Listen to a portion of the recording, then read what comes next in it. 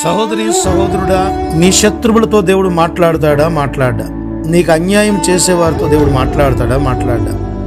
నిన్ను నష్టపరిచే వారితో దేవుడు మాట్లాడా?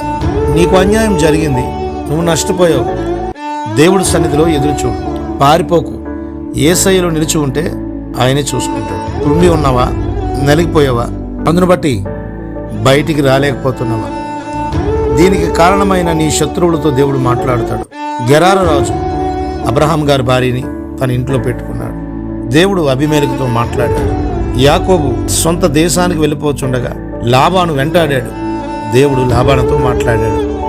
యూదులందరినీ చంపించాలని యూదా రాజ్యం మీదకి అశ్షూరు రాజు అయిన సెనహెరెబు సైన్యాన్ని మోమరించాడు. 185,000 మందిని ఆ రాత్రి ఒక్క దోతే కడతీర్చింది. సౌలు గారి విషయంలో కూడా దేవుడు మాట్లాడాడు. అన్నయ్యతో దేవుడు మాట్లాడతాడు. పిలాతు గారి భార్య కలలో దేవుడు మాట్లాడాడు. ఆ నీతిమంతుని జోలికి పోవద్దని, ఆయన మాట్లాడినంత వరకు నిరీక్షించాలి, ఎదురు చూడాలి, విశ్వసించాలి. పారిపోకు. పారిపోయావా చేతకాని వాడు అవుతావు.